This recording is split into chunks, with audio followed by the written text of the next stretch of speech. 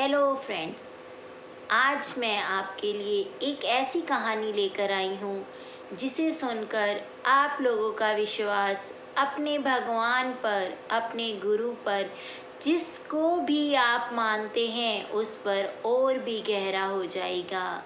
इस कहानी को पूरा आखिर तक सुनिएगा। अगर आपको लगता है कि इस कहानी में सच्चाई नहीं है तो आप मुझे कमेंट कर कर बताएंगे। अगर आपको लगता है कि सच में ये कहानी सच्ची है और ऐसा ही होता है तो भी आप मेरी वीडियो को लाइक, शेयर और सब्सक्राइब भी करेंगे। साथ ही साथ मुझे कमेंट कर कर ज़रूर बताएंगे कि आपको ये कहानी कैसी लगी।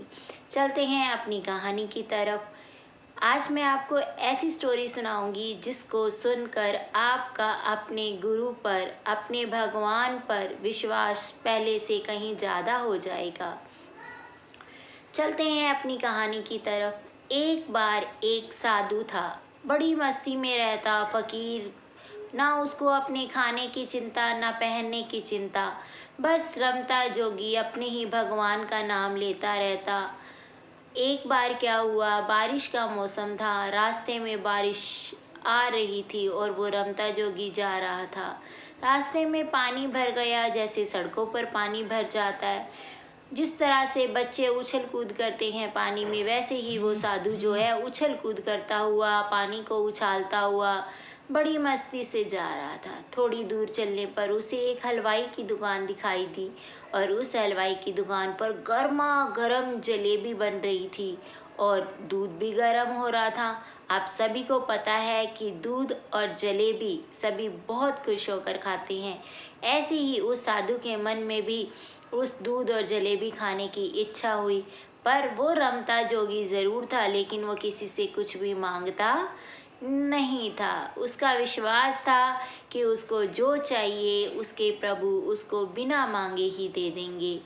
ऐसी धारणा वो साधु रखता था, लेकिन मन में था कि मुझे जलेबी और दूध मिल जाए इस बारिश में तो प्रभु कितना अच्छा हो जाए।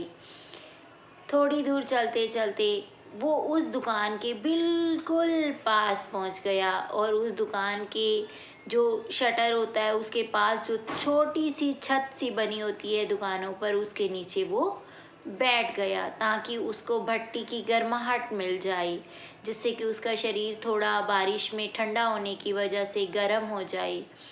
थोड़ी देर वो बैठा रहा, उसका मन भी किया बट उसने मांगा नहीं। थोड़ी देर में वो वहाँ से जैसे ही चलने लगा तो दुकानदार ने उसको आवाज़ दी और बोला, बाबा ये थोड़ी सी जलेबी और दूध आप ले लीजिए, बारिश बहुत आ रही है। बिना मांगे ही भगवान ने उसकी इच्छा पूरी की, उसको जलेबी और दूध दे दिया। उसने वो जलेबी खाई, दूध पिया और उस दुकानदार को कहा कि भगवान तेरी वो इच्छा पूरी करें जो तेरे मन में हो। ऐसा कहकर और वो संत वहाँ से चल पड़े। वो फकीर अपनी मस्ती में फिर से पानी में हाथ चलाते, पैर चलाते, अपने प्रभु का नाम लेते चल पड़े। रास्ते में जैसे ही कुछ दूरी पर आगे बढ़े तभी पीछे से एक लड़का और एक लड़की, जो कि बिल्कुल नवविवाहित जोड़ा था, वो जा रहे थे। वो पानी से बच रहे थे। वैसे तो वो गाड़ी में थे बट उनकी गाड़ी जो थी वो पानी में फंसने की वजह से, पानी अंदर जाने की वजह से गाड़ी रुक गई थी, जिसकी वजह से वो दोनों पानी में उतर गए और धीरे धीरे चल रहे थे। अपनी तरफ से वो ऐसे चल रहे थे कि उनके कीमती कपड़े गंदे ना हों, लेकिन उस साधु को नहीं पता था कि मेरे पीछे कोई ऐसा आ रहा है जिसके कपड़े उसकी वजह से खराब हो सकते हैं। वो तो अपना रमता जोगी अपनी मस्ती में चलता जा रहा था। जैसे ही वो अपनी मस्ती में चलता जा रहा था, उसने अपने पैरों को जैसे ही कीचड़ में डाला तो वो कीचड़ उठकर उछलकर उस लड़की के कपड़ों पर चला गया और उसके कीमती कपड़े खराब हो गए। ऐसे में उसके पति ने देखा और उसको काफ़ी गुस्सा आया। उसने आवाज़ दी उस संत को तो वो रुक गया। जैसे ही वो रुका तो उस लड़के ने उस साधु के कपड़ों को खींच कर पकड़ा, इस पर उसकी पत्नी ने उसे रोका, लेकिन वो रुका नहीं और उसने उसको खींच कर थप्पड़ मारा और वो साधु पानी में, कीचड़ में पूरी तरह से गिर गया। फिर वो उठा साधु, तो फिर उस लड़के ने उसको दोबारा थप्पड़ मारा, लेकिन उसने साधु को ये नहीं बताया कि वो क्यों मार रहा है उसे।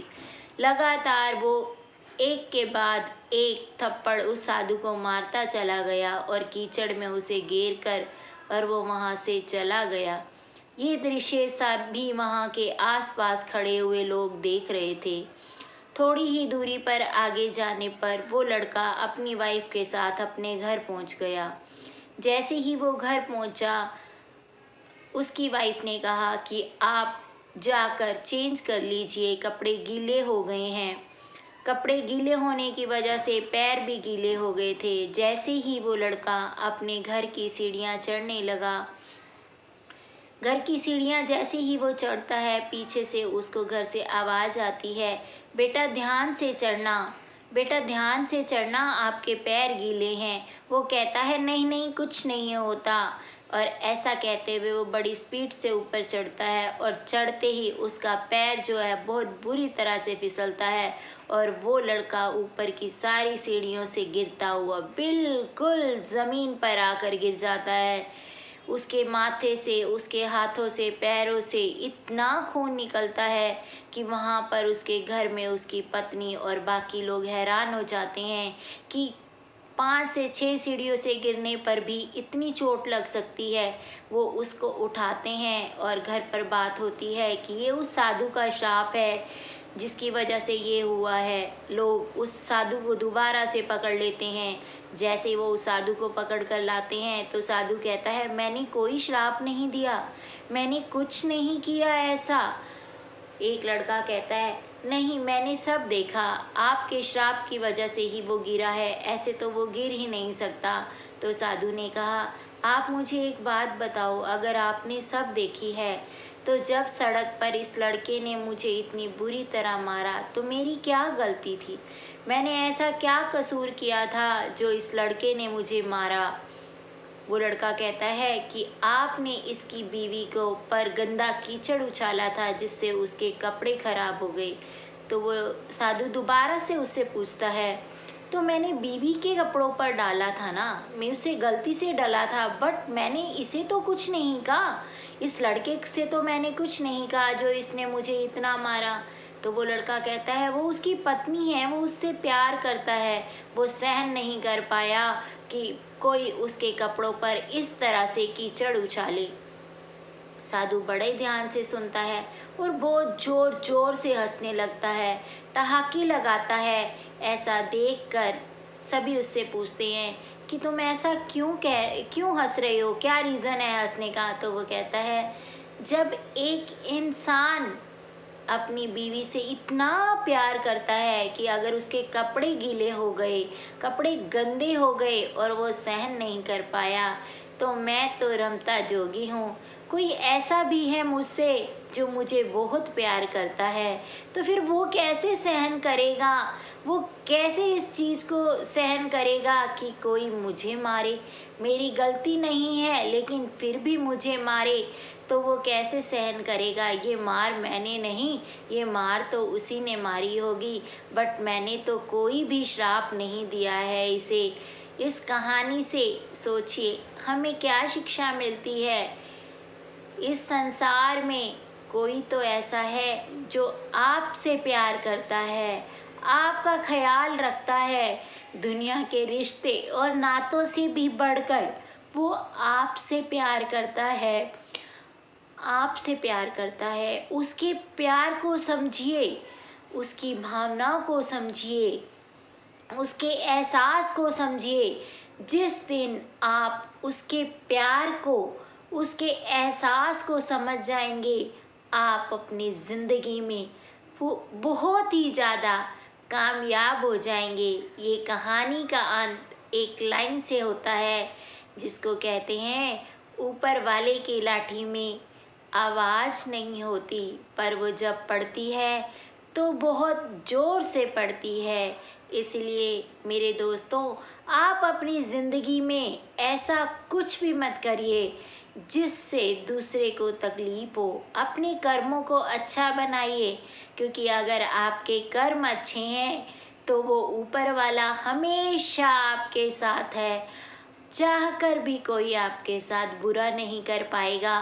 अगर आपको मेरी ये कहानी अच्छी लगती है, आपको लगता है कि इस कहानी में कुछ सच्चाई है, भगवान हर उस व्यक्ति के साथ है जो उस पर विश्वास रखता है, तो मेरे दोस्तों इस वीडियो को लाइक, शेयर और सब्सक्राइब ज़रूर करें।